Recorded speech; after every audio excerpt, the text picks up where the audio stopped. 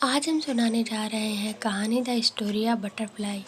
यह एक तितली की आप बीती है। कहानी शुरू होती है एक लड़के टिंकू से।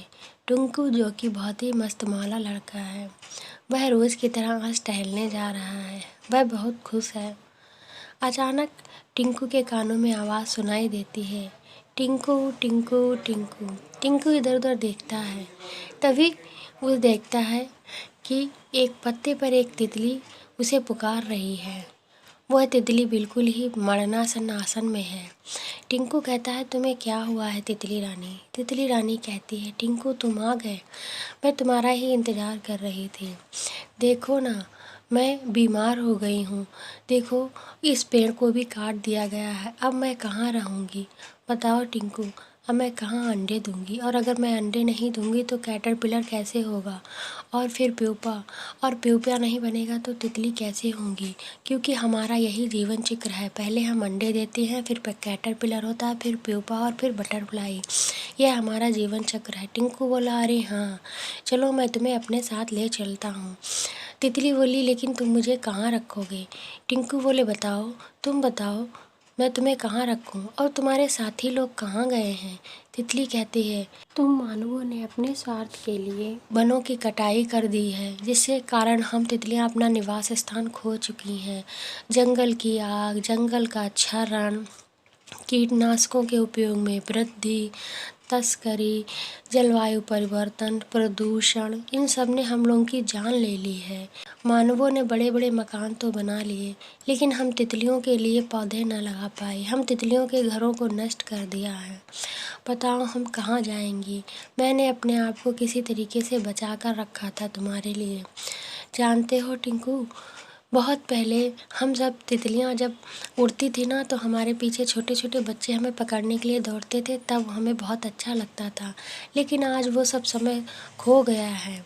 मुझे पता था टिंकू तुम ज़रूर आओगे। अब बताओ मैं अपने अंडे कहाँ रखूँगी? यह कहकर वह बहुत ज़ोर ज़ोर से रोने लगी। बोली, टिंकू तुम्हें पता है, दिन के समय में हम एक फूल से दूसरे फूल पर जाकर उनका रस चूसती हैं। अब ना तो पेड़ पौधे बचे हैं, ना ही फूल। बताओ हम क्या करें? टिंकू हमें बचा लो, टिंकू आने वाली भविष्य के लिए हमें बचा लो। यह कहकर वह बहुत ज़ोर से रोने लगती है। टिंकू कहता है, रो नहीं तितली रानी, रो नहीं, मैं तुम्हें अपने घर ले चलूँगा। बताओ मैं तुम्हें क्या दूँ जिससे तुम फिर से चहचहाने लगो, उड़ने लगो, जिससे तुम्हारे बहुत साथी फिर से आ जाएं। तितली कहती है, इसके लिए तुम्हें अपने घर में बगीचा बनाना पड़ेगा, वहाँ पर सुंदर सुंदर पेड़ लगाओ। टिंकू कहता है, अच्छा पेड़ लगाना होगा? तितली कहती है, हाँ, वहाँ पर गुड़हल, सूरजमुखी, करी पत्ता, तेज पत्ता, इन सब के पेड़ लगाओ जो हमें आकर्षित करती हैं। गेंदे के पेड़ लगाओ। हम लोग इन पेड़ों से आकर्षित होते हैं। इन सब से आकर्षित होकर जहाँ भी तितलियाँ होंगी वो हमारे बगीचे में आएंगी, और फिर मैं भी तो अंडे देने वाली हूँ। इस तरीके से हमारी प्रजाति विलुप्त होने से बच जाएगी। टिंकू, क्या तुम मदद करोगे हमारे? टिंकू ने कहा, हाँ तितली रानी, मैं तुम्हारी ज़रूर मदद करूँगा। इतना कहकर टिंकू उस तितली को अपने साथ अपने घर ले आया। उसने अपने घर में बहुत सारे गमले में फूलों को लगाया। उसने धीरे धीरे उसके बगीचे में कई सारे फूल हो गए, जिनको देखकर टिंकू बहुत खुश होता था, जिनको देखकर तितलियाँ आकर्षित होने लगीं। वो दूर दूर से उस बगीचे में आती। बगीचा बहुत ही सुंदर और सुगंधित हो उठा था। इससे तितलियाँ बहुत आकर्षित हो रही थीं। वो टिंकू के बगीचे में आती, वहाँ उन्हें देखती और खेलती और झूमती। धीरे धीरे उन्होंने वहाँ पर अंडे देने शुरू किए। अंडे देने के बाद उनसे इल्ली बनी, इल्ली से प्यूपा, और प्यूपा से बहुत सुंदर सुंदर तितलियाँ। इस तरीके से टिंकू के बगीचे में बहुत सुंदर सुंदर तितलियाँ आ गई।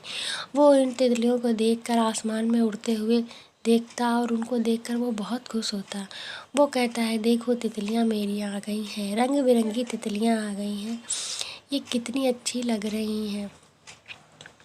आसमान में तितलियाँ उड़ उड़ के जाती, और टिंकू उसे देखकर बहुत खुश होता। कभी कभी यह देखकर उसकी आंखों से आंसू निकल आते। वो खुशी से झूम उठता, और तितलियाँ वहीं पेड़ों पर सुंदर सुंदर पेड़ों पे उड़ती हैं।